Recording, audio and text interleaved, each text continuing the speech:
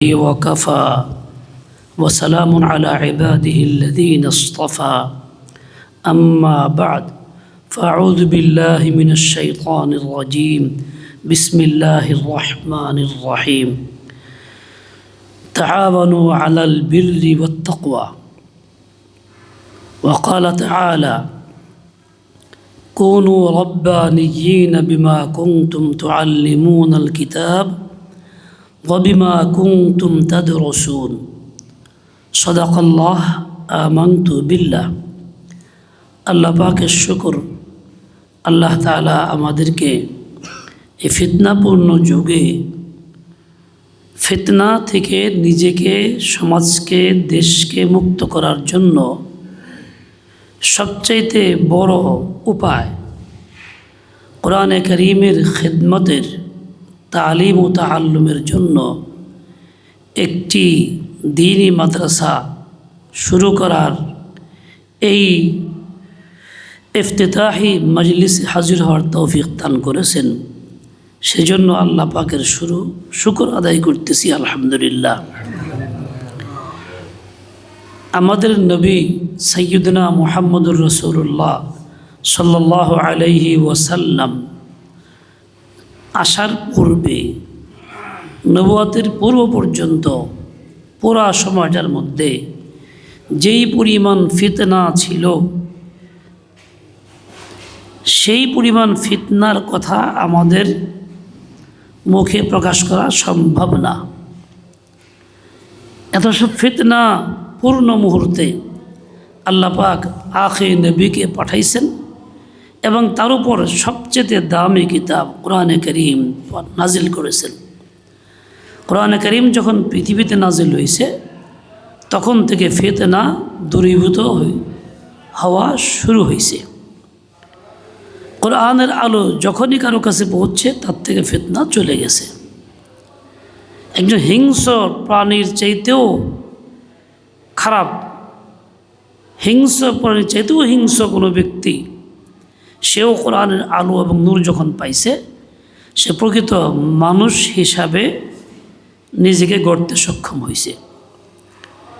কি ফিতনা না ছিল তখন, যে সময় কোনো মেয়েদের জীবন যাপনের সুযোগ অধিকার ছিল না।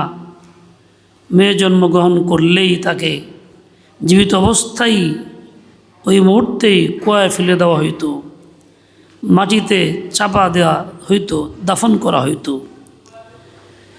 এমন একটা নোংরামি ছিল আজকাল সারা পৃথিবীতে। কুফর শিরকের এত বেশি পরিমাণে ঢেউ চলছে, তারপরেও মেয়েদেরকে এভাবে হত্যা করা হয় না। তাহলে কি পরিমাণ ফিতনা এবং জুলুম ছিল যা আমাদের চিন্তা করাও কঠিন। এরকম একটা ফিতনা থেকে বাঁচার পথ কি ছিল? কোরআনে কারীম একমাত্র কিতাব ছিল। কোরআনে কারীমে যখন আয়াত নাজিল হয়েছে ওয়াইদাল মাউউদাতু সুইলাত বিআইয়ি যামবিন কুতিলাত, তো এই ফিতনা দূর হয়ে গেছে। এখন আর মা বোনদেরকে, মেয়েদেরকে হত্যা করা হয় না, তাদেরকে সম্মানের সাথে, মুহাব্বতের সাথে, ইজ্জতের সাথে লালন পালন করা হয়। তাদেরকে বাবা মায়ের কুলে অত্যন্ত আদরে স্নেহে পালা হয়। পরের ঘরে যখন দেওয়া হয় অতীব মুহাব্বতে তাকে দেওয়া হয়। পরে যখন ঘরে চলে যায় ইসলামের আলো, কোরআনের আলোর কারণে তারাও তাকে অতি মুহাব্বতে আদরে লালন পালন করে। যখন বয়স শেষের দিকে পৌঁছে তখন সন্তানদের কাছে মা বড় সম্মানের পাত্রী হয়ে থাকে, যাকে নজরে দেখলে হজরে সাহাব মিলে। ইসলাম এই শিক্ষা দেওয়ার কারণে সন্তানের কাছে সে বড় দামি, বড় মূল্যবান হয়ে যায়, যার কদর সন্তানরা করতে বাধ্য হয়। কোরআনে কারীমের আলো বা নূরের কারণে এটা হয়েছে।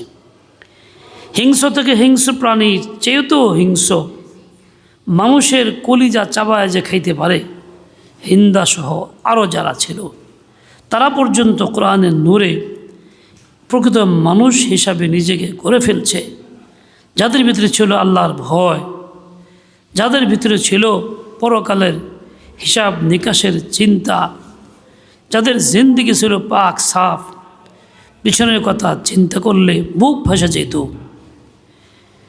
তফসিরে কুরতুবিতে এক নারীর ঘটনা আসছে, যে নারী রসুল আকদাসের কাছে আসার পরে অঝোরে কান্নাকাটি করতেছিল, আফসুস করতেছিল, বারবার বলতেছিল, ইয়া রাসূলুল্লাহ, আল্লাহ তাআলা কি আমাকে মাফ করবেন?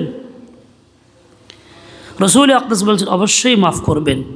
তুমি কি জানো না, ইন্নাল ইসলাম ইয়াহদি মা কানা ক্বাবলা, ইসলাম পূর্বেকার সকল গুনাহকে মিটিয়ে দেয়। তুমি ইসলাম গ্রহণ করেছ, সব মাফ। কিন্তু তার মনের প্রবোধ আসতেছিল না। বারবার সে বলতেছিল, চোখে পানি ছিল, দিলে আঘাত ছিল, পাগল পারা ছিল। এক পর্যায়ে বলতেছিলেন যে আমি তো এত অপকর্ম করছি, জিনা করছি, বাচ্চা পেটে আসছে, ওই বাচ্চা প্রসব হয়েছে, জীবিত বাচ্চাকে মদের মটকায় ফেলে দিছি, সেখানেই মারা গেছে, পচা গলায় মিশে গেছে, সেই পচা গলা মদ মানুষকে পান করাইছি। কতগুলি গুনাহ এবং পাপ একত্র হয়েছে। এই হিংস্রতা বর্তমানেও এই কুফর শিরকের এই জুলমের যুগেও নাই, এতটাই ছিল তখন। কিন্তু যখন কোরআনের আলো তার কাছে পৌঁছে, কেমন হয়ে গেছে, আল্লাহ তাআলার জন্য পাগল পারা হয়ে গেছে। এখন হিসাব নিকাশের জন্য ব্যস্ত হয়ে গেছে। এখন চোখে পানি, দিলে আঘাত, এমন জীবন যে কেউ তাদের গালি দিলেও পরোয়া করে না, চোখ তুলে তাকায় না, আঘাত করলেও তার প্রতিশোধ নেয় না, বরং উল্টা তাদের খিদমত করে, সম্মান করে। এরকম জিন্দগি বদলায়া ফেরেশতা খাসলত হয়ে গেছে। কিসের বরকতে? কোরআনে কারীমের বরকতে। কাজে ফিতনা দূর করার জন্য একমাত্র পথ কোরআনে কারীম এবং তার আলো। যদি এটা যথাযথ তালিম হয় এবং উম্মতকে পৌঁছে দেওয়া যায়, উম্মত যিনি এই কোরআনে কারীম আলো পাবেন, তিনি ফিতনা থেকে মুক্ত হয়ে আদর্শ মানুষ হবেন। ওমরে ফারুক রাদিয়াল্লাহু আনহুর মতো মানুষ, খলিফাতুল মুসলিমিন, দ্বিতীয় খলিফা পর্যন্ত তার জীবনে এত পরিবর্তন, যিনি আল্লাহর নবীর মাথা কাটতে রওনা হয়ে গেছিলেন। কোরআনে কারীমের আলো, সূরা তাহার কয়েকটি আয়াত কানে পৌঁছছে, এক পর্যায়ে নিজেও পড়তে পারছে, সাথে সাথে ইসলাম গ্রহণ করছে। যে আল্লাহর নবীর দুশ্মন হয়ে মাথা কাটতে গেছে, নিজের মাথা তার পায়ের নিচে সুপুর্দ করে দিছে।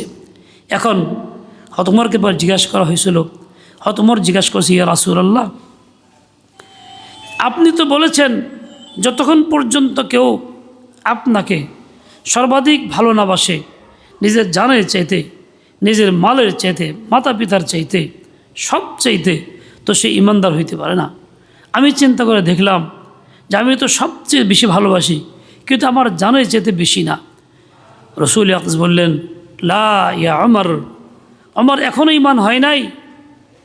তোমার চিন্তা করলেন, আচ্ছা আমি আর রসুল একসঙ্গে চলতেছি পাহাড়ের নিকট দিয়ে কোনো রাস্তায়, একটা তীর শুশু করে আসতে দেখতেছি রসুলের বুক বরাবর লেগে যাবে। আমি তখন কি করব? রসুলের বুকে তীর লাগতে দেব, না নিজে সেই তীরটা নিজের বুকে নিয়ে নেব? মুহূর্তের মধ্যেই মনে জবাব হলো, অবশ্যই আমি সামনে গিয়ে তীরটা আমার বুকে নিয়ে নেব, রসুলের গায়ে লাগতে দেব না। বললেন, রসুল আকদাস বললেন, আল আন ইয়া ওমর, ওমর এখনই প্রকৃত ঈমান হইল। আসলে এইরকম জিন্দি সূরা তাহার একটা কোরআন আয়াতের কারণে। কাজেই এরকম একটা ফিতনাপূর্ণ মানুষ, যিনি জামানায় জাহিলিয়াতে ছিলেন, যাকে মানুষ হিংস্রর চেয়ে খারাপ মনে করত, ভয় করত, আর তিনি হলেন সোনার মানুষ, যিনি মানুষের জন্য জীবন দিয়েছেন, যিনি সর্বাধিক ইনসাফ কায়েম করেছেন, যিনি ইসলামী বিশ্বের বেশিরভাগ অংশ বিজয় করেছেন, যিনি রাতে ঘুমাইতেন না, মানুষের খোঁজখবর নিতেন, যিনি মাজলুমের ফরিয়াদ কোথায় আছে সেখানে আগে পৌঁছতেন, এটা কিসের বরকতে? কোরআন কারীমের বরকতে। আজকে আমরা যত আধুনিক শিক্ষা ব্যবস্থা করি, কোনো শিক্ষা ব্যবস্থার দ্বারা এরকম ফিতনা দূর হওয়ার ব্যবস্থা আমাদের জানা নাই, সম্ভাবনা। একমাত্র পথ কোরআন কারীমের তালিম এবং তার সহি তারবিয়ত যদি হয়, তাহলে মানুষ, ছেলে কি মেয়ে, সে সব ফিতনা থেকে মুক্ত হবে, সত্যিকারের সোনার মানুষ হিসাবে নিজে গড়তে সক্ষম হবে। তাই এই ফিতনাপূর্ণ যুগে কোরআন কারীমের তালিম ও তাআল্লুমের প্রতিষ্ঠানের কোনো বিকল্প নাই। এখানে একটা শুরু হইতেছে, আল্লাহ তাআলা কবুল করেন এবং আমাদের সবাইকে এর সাথে সম্পৃক্ত রাখেন, কিয়ামত পর্যন্ত ধারাবাহিকতা আল্লাহ পাক রক্ষা করেন। আমরা আমাদের সন্তানদেরকে, মুসলিম সমাজের সন্তানদেরকে মাদ্রাসামুখী বানাবো, মাদ্রাসায় পাঠাবো, যাতে করে এখান থেকে সহি দিন শিক্ষা নিয়ে আল্লাহ পাকের বান্দা হয়ে জীবনযাপন করতে পারে। এই যে বাউলদের কত রকম অন্যায় আচরণ, গুমরাহি, কুফরি মতবাদের প্রচার প্রসার ফলাও, এটাও থাকতো না যদি আমাদের মুসলিম সন্তানরা কোরআন কারীমের ইলম, সহি ইলম শিখতো এবং আমলে আনতো এবং সমাজে প্রতিষ্ঠিত করতে পারত, এটাও থাকতো না। এদেরও প্রতিহত করার, এই ফিতনা দাবানোর একটাই পথ, এই কোরআন কারীমের এই তালিমকে প্রবল করা, এ দাওয়াতকে প্রবল করা। এরকম যত ফিতনা আছে নিজের জীবনে, সমাজে, দেশে, সকল ফিতনা দূর করার একমাত্র পথ কোরআন কারীম। কোরআন কারীম মানুষকে ইনসাফের দাওয়াত দেয়। মনে রাখবেন, সর্বোচ্চ ইনসাফের কিতাব কোরআন। এই আল্লাহ পাকের দেওয়া নীতিমালা, আল্লাহ সৃষ্টিকর্তা, তিনি সকলের সব রকম মঙ্গল সবচেয়ে বেশি জানেন। কাজে এমন নীতি দিয়েছেন কিয়ামত পর্যন্ত, যে নীতির আলোকে চললে সকলের সব রকম মঙ্গলই হবে, অমঙ্গলের কোনো সম্ভাবনা মোটেও নাই। মানুষ কোন আইন তৈরি করে যা দিয়া সমাজ, দেশ ইত্যাদি চালায়, এই আইনে কারো মঙ্গল হয়, কারো অমঙ্গল হয়, কারো সর্বনাশ হয়ে যায়, কারো স্বর্গবাস হয়ে যায়। এই আইনের মধ্যে পক্ষপাতিত্ব থাকে, আবেগ জড়িত থাকে। কোরআন কারীমের আইনে, আল্লাহ পাকের দেওয়া আইনের মধ্যে কোনো পক্ষপাতিত্ব থাকে না, কোনো রকম কোনো আবেগও থাকে না। একজন মানুষ, সাধারণত দেখা যায় আমাদের মা বোনরা আবেগপ্রবণ বেশি। এই জন্য কোনো ভালোকে ভালো মনে করলে প্রবল মনে করে, সর্বাধিক বেশি মনে করে, খারাপরে খারাপ মনে করলে তো খারাপই মনে করে। স্বামীর প্রতিও যদি সে শ্রদ্ধা তার তৈরি হয়, এমন খারাপ জানে যা ভাষায় প্রকাশ করা কঠিন। আর দ্বিতীয় একটা লম্পট মানুষকে ভালোবাসতে শুরু করলে এমন ভালো জানে যে পৃথিবীর সেরা সেই হয়। এই আবেগটা তাদের মধ্যে কাজ করে। আজকে দেখা যায় কোর্টেও যদি কোনো এরকম কোনো বিচারক মহিলা হয়ে থাকে, তার সামনে কোনো মহিলা যদি কথা বলতে গিয়া চোখে পানি ফালায়া আবেগ প্রকাশ করে, তাহলে বিচারক নিয়মতান্ত্রিকভাবে বিচারক, তারপরও মানুষ হিসাবে আবেগ এসে যায় তার ভিতরে। সে আবেগের কারণে মহিলার পক্ষপাতিত্ব করা শুরু করে, চেষ্টা করে। কিন্তু আল্লাহ পাকের আইনটা এমন, যেখানে পক্ষপাতিত্বের কোনো সুযোগ নাই, আবেগের কোনো সুযোগ নাই, সবার জন্য সমান। এই জন্য আমাদের সবচেয়ে বড় কাজ হবে কোরআন কারীমের তালিম ও তারবিয়ত এবং কোরআনের পরিণত আইন, এটাকে নিজের জীবনে, পরিবারে এবং সমাজে, রাষ্ট্রে বাস্তবায়নের আপ্রাণ চেষ্টা করে যাওয়া, যার দ্বারা দুষ্টের দমন হবে, শিষ্টের পালন হবে, যার দ্বারা মাজলুমের প্রকৃত ইনসাফ মিলবে, জালেম প্রতিহত হবে। এছাড়া মানুষের বানানো তৈরি আইনের দ্বারা আদৌ সম্ভব না। তাই আমাদের দেশে প্রচলিত আইন যা আছে, কুফরি তৈরি আইন। এদেশে আমরা বসবাস করি, এই দেশে আইনের অধীনে আমরা চলি, আমাকে মানতে হয়, রাষ্ট্রীয় আইনের খেলাফ করতে পারি না। কিন্তু বাস্তবে এটা ঘৃণিত কুফরি আইন। যেটাকে ঘৃণা করতে না পারি, আমার ঈমান গ্রহণযোগ্য না, ইসলাম গ্রহণযোগ্য না। আমি মুসলিম হিসাবে আমার দাবি হবে এই আইনের পরিবর্তে আল্লাহর দেওয়া আইন হোক, যেটা পরিপূর্ণ, পরিপূর্ণ ইনসাফপূর্ণ, এইটা যদি আমি করতে না পারি তাহলে আমি মুসলমান থাকতে পারবো না। তাই সকলের কাছে এই আহ্বান রাখি, আল্লাহ পাক রব্বুল আলামিন আমাকে আপনাকে সবাইকে সহি বুঝ দান করেন এবং আল্লাহর জমিনে আল্লাহর আইন বাস্তবায়ন করার জন্য সব রকম চেষ্টা মেহনত করার তৌফিক দান করেন। বর্তমান সময়ে উলামায়ে কেরাম বিভিন্ন দল এই যে নির্বাচনমুখী কাজকর্ম করতেছেন, কী জন্য? উম্মতকে এই কুফুরের প্রতি ঘৃণা সৃষ্টি করে ঈমান রক্ষা করার জন্য। এই জন্য আমরা তাদের সাথে একমত হইয়া এই কাজ আঞ্জাম দেওয়ার চেষ্টা করব। যা যেখানে এই কাজ করতেছেন, বাংলাদেশ খেলাফত মজলিস মাহমুদুল হক সাহেব সালাম দিয়েছেন, আমাকে দল থেকে মনোনয়ন দিয়েছেন রিকশামার্গা নির্বাচনের জন্য। আমি দোয়া চাই আমার ভাই মাওলানা সালাউদ্দিন এই সিঙ্গার দুয়ে, উনিও খেলাফত মজলিসের পক্ষ থেকে দেওয়ালঘড়ি মার্গ নির্বাচন করতেছেন, ওনার জন্য দোয়া আমরা কামনা করি, সমর্থন করি। এভাবে যেখানে যে আসেন এবং সকলে মিলে এই কোরআনে কারীমের এই আইন যেটা তার বাস্তবে যার দ্বারা সুশাসন হবে, এর বিকল্প নাই, এর পক্ষেই থাকি।